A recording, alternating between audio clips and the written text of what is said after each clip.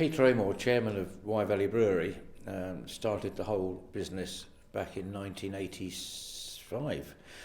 Seems a long time ago. Now much more semi-retired, involved with the pubs and less so with the breweries run by my son Vernon. That's great. Can you just sort of take us back a bit in time and how you came to be here, how you came to set up the brewery, what the idea was behind it? Right. I was one of those children who took the 11 class and managed to pass it, and then went to Ilford County High School, Ilford Grammar School then, and when I entered the sixth form, not certain of what subject, very science-based. I mean, I was bottom of the class in most languages, but I was top of the class in chemistry and physics and things, and I had the opportunity to take in my A-levels in chemistry, zoology and botany, and my favourite subject was botany. It's fascinating. You do a lot of work with yeasts and other organisms in botany, and that's basically, again, being one of those fortunate post-war baby boomers. You didn't go to university, well, you had a choice. You either went to work or university, and I fancied going to work, so I applied and got, first of all, got a job at Truman's Brewery in Brick Lane, but at the same time I also applied to work at Guinness in Park Royal, and they paid a lot more money, so I went there. And started off as a lab technician working for Guinness in northwest London. Spent about 18 months doing that. Fascinating business, but that will take a whole other film to talk about Guinness as a company at the time, very hierarchical. But anyway, then applied and got a job as a shift brewer, under brewers they were called then, and went on for a number of years doing shift brewing at Guinness and loved it, so it was great. It was better than a university education. So having done that, and then got fed up with London, did various changes at Guinness, and then fed up with London, moved out and applied and got a job for in Herefordshire with Bournemouth Cider. Worked there for a number of years, and then we parted company, and I took over and started with a partner a small brewery up in Nottinghamshire. That didn't last very long, we were struggling. Anyway, and then it's luck really and opportunities, you have to grab them. My partner wanted out, and I wanted to keep going. We moved the whole brewing equipment down to a pub called the Nag's Head in Cannon Pine back in 1885. Set up the brewery there, had a quite enjoyable time doing that. Hard work but pleasant. Actually managed to sell 17 brewers' barrels one week. I thought I was going to be a millionaire. Didn't work out then, hasn't worked out now, but still we keep trying. And then had an opportunity to take over a rundown pub called the Lamb Hotel in Hereford and moved the brewery to it. So after 18 months of negotiation with the then owner's Whitbread, did that and took it on and really built up that to the point where it was really, you shouldn't have been doing what we were doing. We were brewing 100 barrels a week in the outbuildings of a 200-year-old coaching house, at the same time trying to run the pub, and having lots of pressure from environmental health and safety officers for what we were doing, and it was also having a detriment on the pub trade because of it, so we struggled through, and by chance again another opportunity came up to hear the site here at Stoke Lacey was on the market. Bournemouth were selling. They did us a very good deal with it, which meant we didn't have to pay out all at once. We spread it over a few years, and we moved the brewery out here. And that's where my son Vernon got involved. He'd been started in the brewery. He'd worked for various companies, and he'd done a pupillage at Young's Brewery in London, which I think really did help him out. So we moved here, and having got it all up and running, we put this brewery in, whereas we were doing, say, 110 barrels a week at the back of the barrels. We put a nice brewing plant in capable of doing 140 barrels a week on gentlemanly brewing, which basically meant you brewed Monday, Tuesday, Wednesday, Thursday, cleaned down Friday, and they had the weekend off. It's now doing well over 700 barrels, and nothing like that at all. It's going flat out, and that's very much down to Vernon. So the growth, etc., has come from him. We've taken pride in producing quality beer. One great thing that came out of Vernon's brewing pupillage was he's a much more knowledgeable brewer than I am. All I produced was this black stuff, but he did the whole range, and his emphasis on quality has really been the striving, with the quality all the time, and it's paid off because we are a lot bigger now and doing well and respected for that quality, the quality that we have achieved here. We would never be able to achieve out of the barrels or other previous things. So that's a brief background. A-level botany, wonderful subject. Can't do it anymore. There you are. The trade was dominated by the big brewers, and they absolutely dominated. And the real problem you had was finding enough pubs that you could sell into, free houses, which weren't tied to the major brewers. And there's major brewers have basically forgotten Herefordshire because it was remote, long miles of delivery, etc., etc. Relatively small turnover, huge for me, but peanuts to them. So there's a lot more free trade, so the chance was, I like Herefordshire, it's a lovely place. And coming from London, I do like reminding people that the population of Herefordshire is about half of one London borough, and it's much better way of life. So the reason for Nottingham to Hereford was a combination of things, but one is I like Herefordshire. So it wasn't the fact that it was a hop-growing county? That came in later. When we were here. Coming from south of the country, or southeast, the hops you tended to see all came up from Kent, etc. There's been huge changes in the hop industry because Herefordshire being one of those forgotten counties.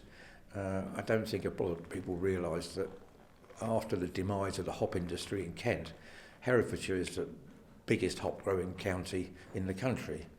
It always peeves me slightly that you see the signs of Herefordshire Council with apples all over it and never see a picture of a hop. So it is a significant industry, and that became more of a realisation when we moved here. So it wasn't the main reason, but it was a good enough reason to stay.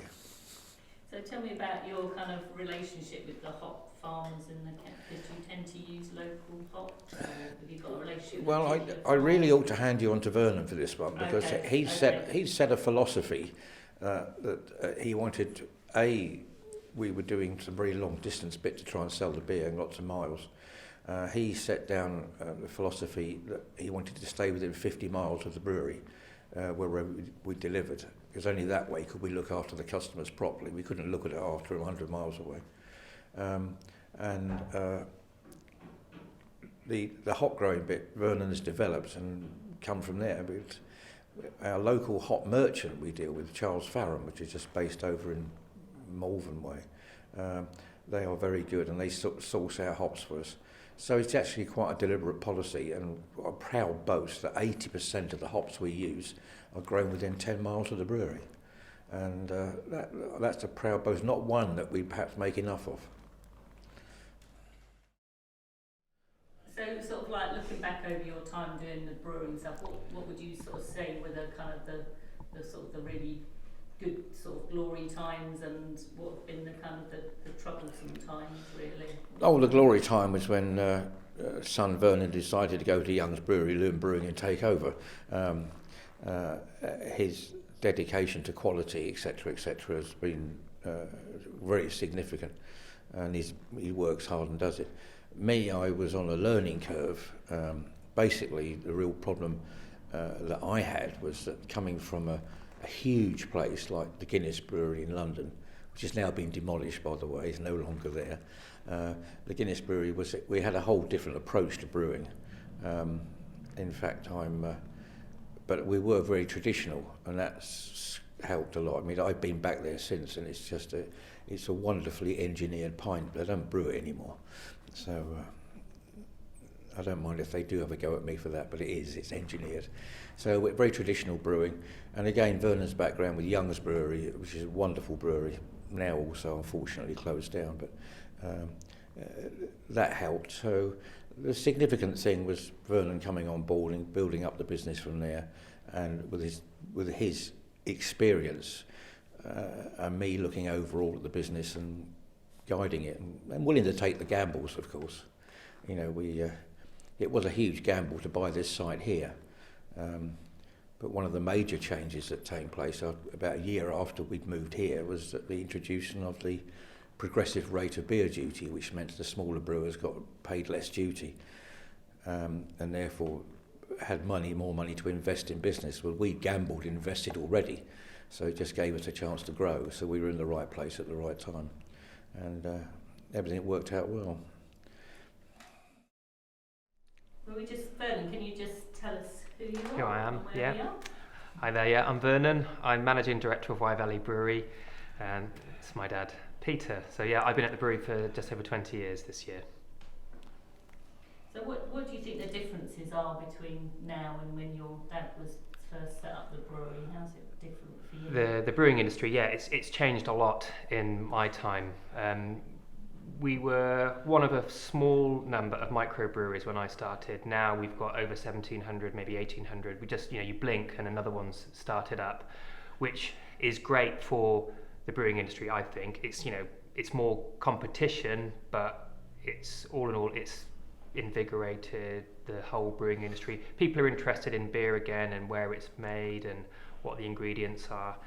So that's probably been the biggest change, is the number of small brewers all around the UK.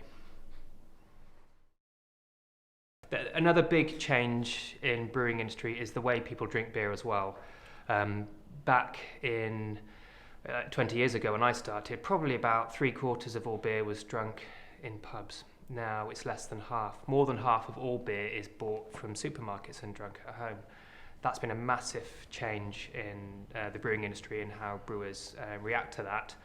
What we do at Wye Valley Brewery, we make cask conditioned beer, real ale, the stuff you see served through hand pumps, and that can only be bought in pubs. So in a way, our market sort of shrunk, but the pubs who are good at keeping cask conditioned beer seem to be doing really, really well, and they're more resilient and are weathering the storm better, which is why I think we've seen a lot of smaller brewers. The number is still growing. So yeah, that's been a big change. So what was, how old were you tell us a bit about sort of the lead up to about how old were you when your dad first started doing brewing? Were you kind of quite little when you remember him doing it? Have you got any kind of first memories of getting involved in first memories really were, I can remember the brewery in Nottingham. I visited it a few times when it was at the Abbey Brewery there. But I remember it more when it came to the Nag's Head in Cannon Pyne. I remember I used to cycle out there on my BMX bike in the 80s at the weekends, and then in particular at the Barrels. I think it was 12 when Dad took on the Barrels, that was in 1986, and thinking, but it was just fun. There was always a vibe. There was always lots of people, laughter, and it just seemed like a fun industry. You're making a product that people enjoyed and would tell you how great it was, and so that seemed like a good it seemed like fun, and that's perhaps the most important thing to remember in whatever you do, is to have fun. But fast forward from that, I went to I was interested in maths and science, so I did A-levels, went to university, didn't really know what I wanted to do, and then after that finished, I paid off my debts and considered joining the family business, joining Wye Valley Brewery. We were very small then. There were 6 of us brewing beer at the back of a pub. But before I started, I went to do some training, like an apprenticeship. It was called, the old-fashioned word for it was a brewing pupillage, which I did at Young's Brewery in Wandsworth. You could make a whole documentary just about them. They were fantastic. The brewing industry is such a great industry to be involved in. It's so sociable. Even though you're commercial rivals with other brewing companies, fellow brewers are only too ready to help train you, show you things, help you out if you're in a tight spot. And they give me a year's training, and after that I got qualified. You can actually do brewing qualifications, got qualified and came back to brew beer at the Barrels. That was in 1997. My focus then was getting the beer quality right, which thankfully we got it right, and then it started to get busier and busier, and we needed new premises, so we moved out here 2001, built a new brewery in 2002, and it just every year has been a bit busier than the year before, only by doing more of the same. You know, we just make cask conditioned beer, very traditional kind of ingredients and recipes, and that's how I got to be where I am today. See, Vernon talks about the social side, and he is quite right. Particularly with brewery salesmen are at each other's throats with different breweries, but the production side are always working very close together. And it is a lovely business that you can be in, where you make something from scratch, and then you can go out and sit with your friends and enjoy it. You know, it's not the same if you make a car or a refrigerator or something, or a computer. It's actually the social side of it, which is a lot about. It's about. I think that's one thing we're losing, of course, as Vernon quite rightly says, as the switch goes from pub drinking to drinking at home. So we're losing some of that. So, but quality, that's my boy. Why do you think people are switching to drinking at home? Is it just cost or smoking? Yeah, it's a big. There's lots of reasons for why that's happened. There's lots of social changes. If you go back in time, say to the interwar years, you know, not many houses actually had electricity. Certainly didn't have central heating. They were cold and drafty. So actually, people went to the pub because it was warm and cosy, you know, and it was entertainment. You know, there wasn't television to watch. So everyone did that. Now, you know, fast forward to where we are today, we've got nice, warm, comfortable homes, internet, Wi-Fi, you know, Netflix, all those things. People go to the gym. They do all kinds. They've got so many more options. People can afford to go on foreign holidays. So the pub is now one facet of their leisure time, whereas it used to be the major part of their leisure time. So that's one reason why drinking has shifted. Also, the price differential between pub prices and supermarket prices. You know, you go to a pub and let's say you pay £3.50 for a pint of beer. You go to a supermarket and you pay ridiculously cheap prices sometimes for equivalent. So that's a big factor as well. But yeah, I'm still, despite all of this, despite the graph sort of going in the wrong direction, I'm still confident and optimistic about the future, because fundamentally we're human beings and we want to socialise and meet up with each other.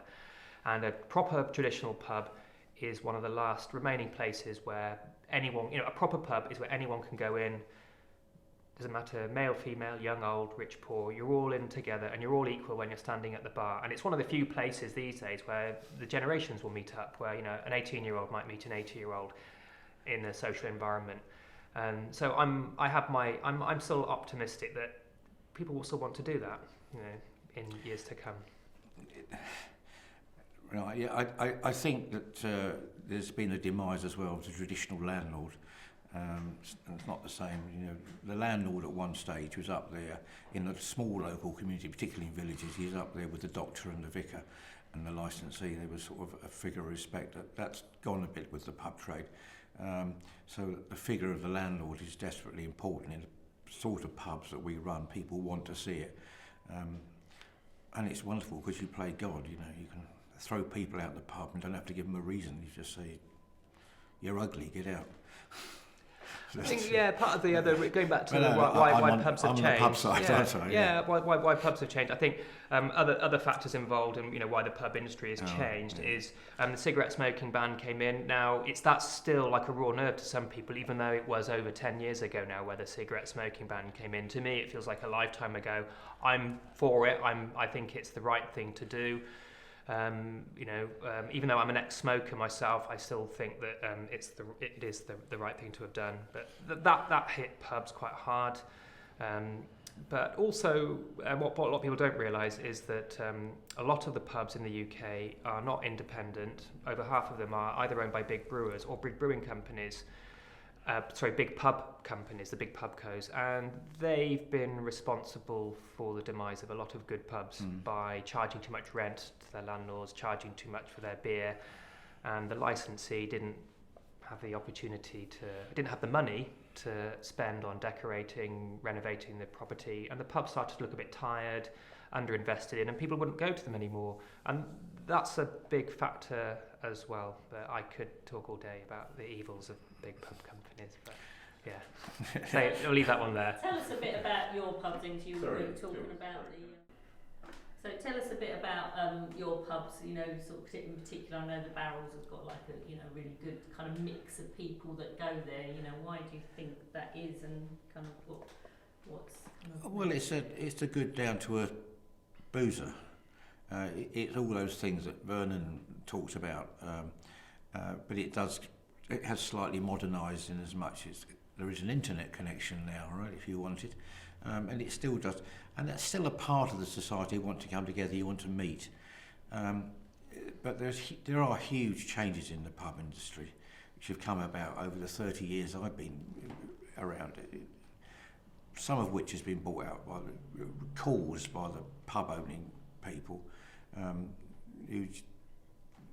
No, don't get me on that one, because I really will go off. It's about the emphasis on it's about the beer, isn't it? No, it's not about food, and it's about, you said that there's the solicitors there and all that, tell us all the different types of people that come in. Well, I'll just tell you that story I said before. One May bank holiday, we're having a charity fundraising event with a local band playing.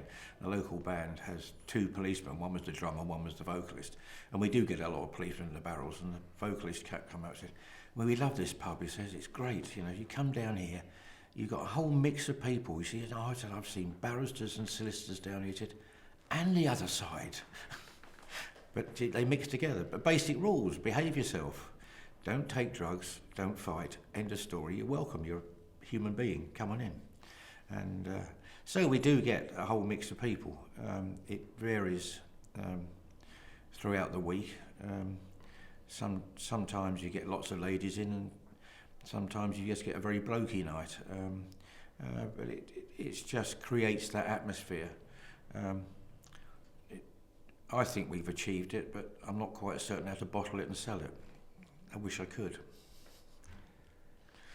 Yeah, I think what you're alluding to there is when people, certainly tourists from abroad come to visit Britain, always on their list of things to do. All right, they might have a plan to see relatives or see particular landmarks and sites and scenery, but they want to experience a proper British pub, because there isn't anything quite like it. You go abroad, you have bars and restaurants, but a pub is something that's unique to Britain. So that's why I have faith in pubs in the long term. That, The interesting thing is, though, even I was talking earlier about some pubs closing and the demise of pubs. That masks the fact that there are new pubs opening up. Within the last, say, 5 years, we've had the phenomenon of what's called the micro pub starting up, and that's people, entrepreneurs, people starting up pubs from scratch. Not an old pub that's been, the name's been changed or they put a new sign up. Actually, just some we've got pub customers of the breweries who are, they set up in an old house, they just turn it into a pub, an old chemist's, an old pet shop, and they just turn them into pubs. And they're sort of distilling down the essence of what a proper pub is, where it's really simple. There's no jukebox, there's no television. They just have a bar with some beer on, and conversation rules the day. And there's the rise of those. That's an interesting phenomenon which is continuing to grow. Because people want to drink beer, socialise, and just talk. Yes, they do. Human beings are social animals, and they do want to meet together. And eventually, that will filter its way through. And there will be, I like to think, as Vernon does, I'm optimistic, there will be a change. We'll do the circle, and they'll be coming back into the pubs again more, because it is that social interaction. You just got to offer them the right thing. You've got to get the product right. We don't do food. I'm always very wary of going to pubs that smell of chips, and there's too many of those that go down that avenue, and it's a hugely competitive business. I've played at the edges of it, and I wouldn't go back to it. So, huge 30 years, an awful lot of changes. Aided and abetted, of course, by government interference. They won't leave well alone. And tend to see the drinks industry, whether it's brewing it or selling it, as a cash cow. so they rob you with rates and beer duty and VAT, and they're a bit wary of giving the same treatment to Tesco's, Sainsbury's and the others that market it. We are competitively priced. You go into the barrels, you can get a pint of beer for £2.50. And we do have people coming down from London, and then they come in and they hand over a £10 note for 2 pints, and they get £5 change. They think, no, 2 pints, because they're used to paying nearly twice that price. So they're quite amused. My niece's boyfriend came to the barrels and he actually took a photograph of the pub prices we call it the barrels effect. From Oxford. Same London prices there, isn't it? Apparently Surrey's the worst now. Most expensive. But Herefordshire is the cheapest place to have a beer as well. Is it Hereford or is it up near Manchester way? Because that used to be very cheap. No, it's Herefordshire. Hereford. Cheapest place for a pint of real ale is Herefordshire.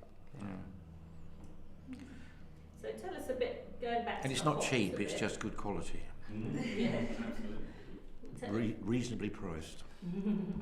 With the hops, tell us about the importance of the hop and why that. Hops are hugely. There's only 4 ingredients in beer. You have water, barley, hops, and yeast, and probably hops have the biggest impact on flavour and aroma in beer.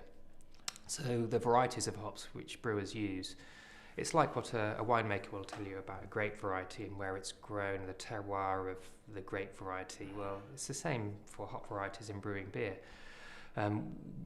So at Wye Valley Brewery, we use Herefordshire hops wherever we can, and they are traditional British varieties which suit British style ales, a style of beer which we brew. If you go to Czech Republic or go to Germany, then they drink lots of beer, but they brew different styles of beer which use different varieties of hops.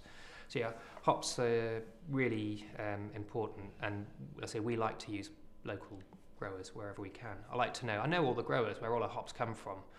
I see them all throughout the year, go and visit them throughout the year, in spring when the hop plants are coming up, just poking through the ground, and then later on in summer, and then towards hop harvest in September time when they're picking, or have to, just keep in touch with them.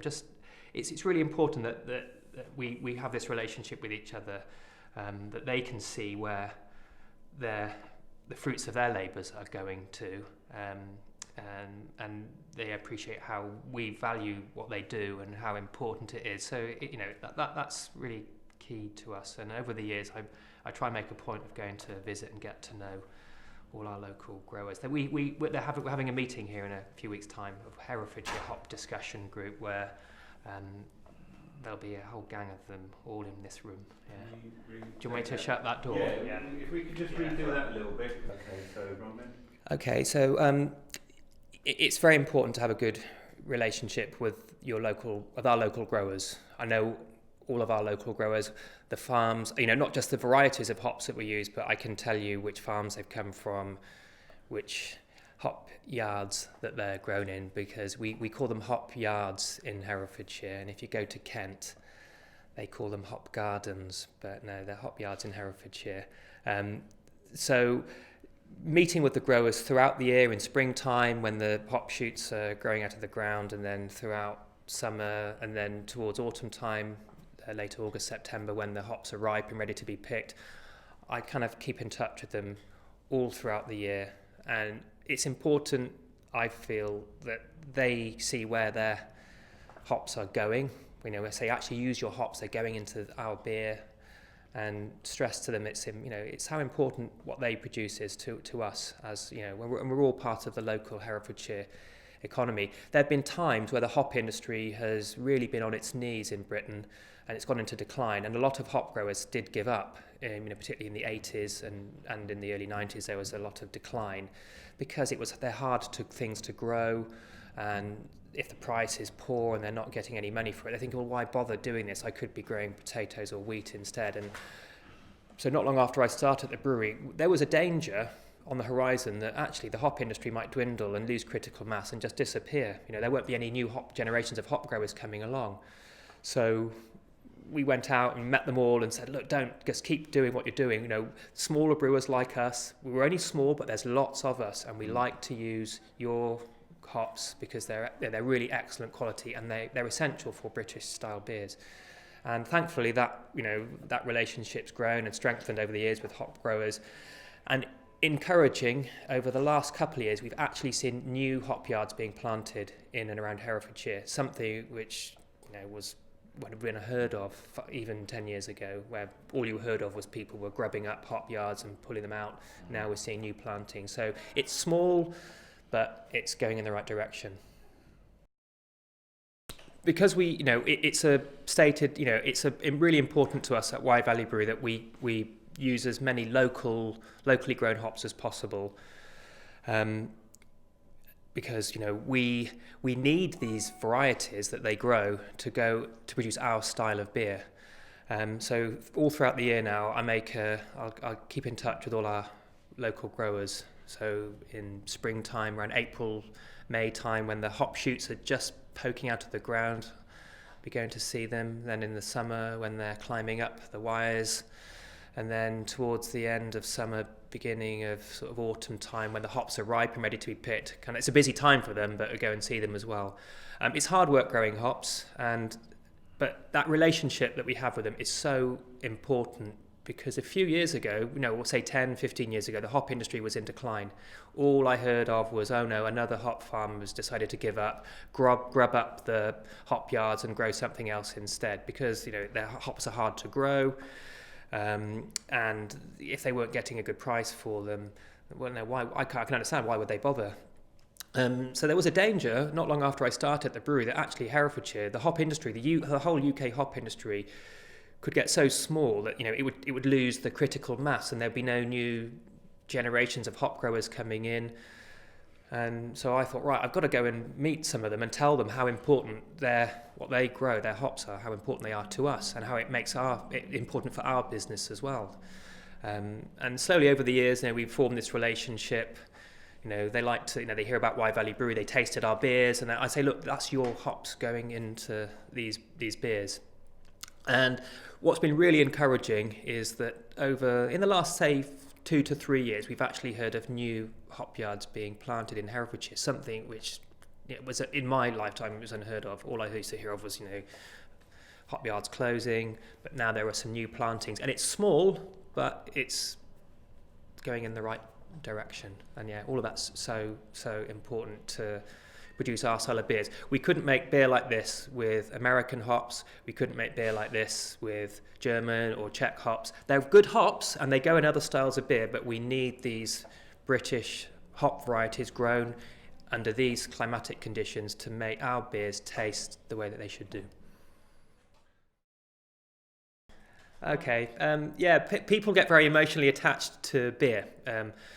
That's because, people associate beer with pubs, socialising, good times. There's statistics out there that show, a large proportion of people meet their future spouse or boyfriend or girlfriend in the pub, in that environment. And, so in their memories, they associate that with a setting and with a beer. And so a beer is more to people, they get emotionally attached to it. It's more, if you're making, no disrespect to like cans of baked beans or sliced white bread, people don't get that enthusiastic about it. It is what it is. But with beer, no, it means more to people than sometimes just, just the beer. It's the flavour, everything that goes with it. I think it's something to do with the hops, because people get really nostalgic about hops and hop picking. There's something that I think Peter's got. What do you think? Because people get all misty-eyed when they talk about hops and hop picking. It seems like really hard work, but people that have done it as a job, or they just kind of seem to come over all sort of nostalgic at the smell and the... Yeah. Well, you say about hop picking in particular. Well, I suppose for the hop pickers, if they were strawberry picking or raspberry picking, you could get fed up with those, but you'll never get fed up with a nice beer, and that's what you need the hops for. And the hops is just part of it, very significant part, but it is part of it. So they think, yes, we help make British beer, and that's something special. And so you were going to talk about the hops and why hops in beer? What is it? Well, Vernon can probably prompt me this one. You have to go back. Why hops? I'm going back to medieval times. The significance of hops. They found they used to brew beer with all sorts of things to flavour it. I'm going back to the 1400s, I suppose. Yeah, well, I go back even further than that. Probably further than that, yes. But beer's the oldest alcoholic drink in the world, isn't it? But they found that when they brewed with hops, which grow, they weren't farmed then; they was grown wild in the hedgerows, etc. When they brewed with hops, the beer lasted longer, and the hops, less so in the quantities that they would have used, but hops in that sort of quantity they used had an antiseptic effect on the beer. That sounds all, but it put down the growth of certain spoilage organisms, and therefore it gave a nice flavour, bitter flavour to the beers. So that's why the hops then became the dominant flavouring for beer, because of the actual effect of the plants the hop flowers have on the product. Yeah, I mean, we're a nation of beer drinkers. Still, beer by far and away is the most popular alcoholic beverage in Britain, because we have a long association with drinking beer, because we used to drink it instead of water because it was safer to drink, because during its production it had been boiled. But hops weren't always used in beer, and strictly speaking, we used to brew ale in this country. The strict definition of ale is beer without hops, and so to give flavouring to ale, people used to use what was growing around them in the local environment. So in Britain, before say 1400, we used to use heather, bog myrtle, wormwood, yarrow, things like that, anything to give beer flavour. And actually hops were introduced by Dutch traders in and around the late 1500s. So, immigration is a big, hot political topic at the moment, isn't it? And we tend to think of the most quintessential British thing is British beer in a pub. Well, actually, that wouldn't have happened if it wasn't for Dutch immigrants who brought hops to this country in 1400s. And hops were brought, and Dutch traders came across the North Sea into Kent and Suffolk to do trade with linen and crockery and pewter and that kind of thing, and they couldn't get on with British beer because it was sweet. It was sweet and sickly. They thought, this is horrible. So they started bringing hops with them and brewed their own beer while they were over here. And initially, the reaction, imagine, again, I'll be political, but like the Daily Mail in in 1400s, it was like shock horror, immigrants coming over here, bringing filthy ingredients with them, spoiling beer, we don't want it, and they tried to sort of ban hops, but very quickly, the locals realised that, hang on, this beer that these Dutch traders are brewing actually seemed to have a much longer shelf life. It keeps for longer, because in those days, there was no refrigeration, no pasteurisation. If you made a perishable good, you had to rely on it, it would keep as long as you hoped it would keep as long as possible before it went off. But beer brewed with hops seemed to last for several weeks, whereas unhopped beer would go off after a few days. So hops then they thought, hang on, this is actually a really good idea, and hops then took over and were introduced to this country. And the reason that hops have this preservative quality to beer is the bittering compounds that we taste. They're a group of natural chemicals we call them alpha acids, but they taste bitter, but they're natural antiseptics, and they inhibit the growth of spoilage bacteria. The things that make beer go off are the same bacteria that make milk go off. It goes sour and cloudy. It's not dangerous, but it doesn't taste very good. But hops naturally inhibit these spoilage bacteria and preserve the shelf life of beer. And even in the 1400s, beer was brewed by women at home. Most brewers up until the Industrial Revolution were women, and beer was made at home along with bread making and everything else. And it used to be something that was almost done every day.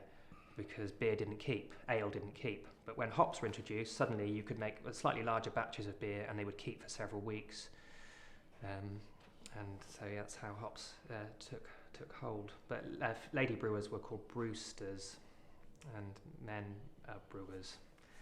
Yeah, but really up until like the 1700s, beer was made at home by women, and then the Industrial Revolution came along and it all changed then. So going back then, talk about the public houses. What the sort of the slight origins of that. Pre-literate, the signs. Yeah, we'll say we've always made beer in Britain right back to before recorded history, and it used to be something that was made at home by people. It was a cottage industry. People made it at home, but occasionally people would have a bit of extra beer, a bit of extra ale, and they used to put signs up outside their house, announcing the fact to the public that come on in, I've got some nice beer for sale. But back in medieval times, everyone was pretty much illiterate, so you couldn't put the words, the King's Arms or the Royal Oak. So they used to put a physical sign outside, and it might have been, we have pubs now called the Wheat Sheaf. Well, they would have actually put a wheat sheaf outside the pub. It's just to announce the fact that, or a holly bush, that's another name. Keys. Yeah, all those things. Actually, it was just a physical sign rather than text or words to say, look, we are. This is my house, but I'm opening up to the public to come on in and have a beer, have a chat. And that's the origin of pubs and public houses. And to this day, people forget, but most pubs are still houses for the landlady and the landlord. They live upstairs above the shop, and they're welcoming you into their house. And that's why you observe good behaviour when you're in a pub, because you're in someone else's house. Would you swear and fight and do all these nasty things at home? No, probably wouldn't. So why would you do it in a public house? So yeah, that's kind of the origin of pubs. Unique. That's the importance of the landlord. Going back to it, it's, imposing those rules. You're in my house. Behave. You must admit, you get a lot of youngsters that look at you and go, because they've seen modern trends, of course, too many managed houses and the JDWs and other ones of this world. There's just a manager who's there wandering around. But when you turn around to people and say, you're in my house, you'll do as I expect or out. Bit of a history. You can get away with it still, it's all right. Tell us a bit about the kegs then, the Dutch kegs. Oh yeah, traditional British beer, ale, is still sold in imperial-sized containers, casks. Lagers and they're called kegs, and they come in metric 50-litre or 30-litre kegs, but British ale still comes in old imperial sizes. The smallest one is a tiny little cask.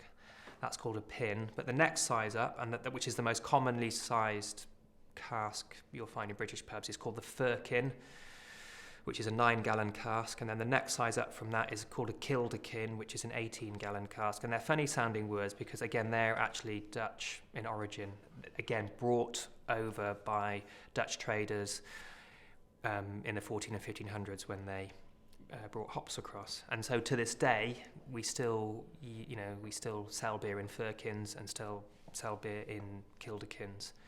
And we wouldn't have had those names had it not been for foreigners coming over, introducing them to us. So yeah, people again tend to forget the most British thing we think of is actually had its origins in immigration. I often wonder with a surname like Amor where we came from. Yeah. Do you know what, I've heard the best explanation for that is Amor. Whenever our surname is Amor, A-M-O-R, and it's like Latin word for love and all the Latin languages. So whenever if I go to Spain or Portugal, when I go to the airport, people go, "Oh, Mr. Love," smile at me.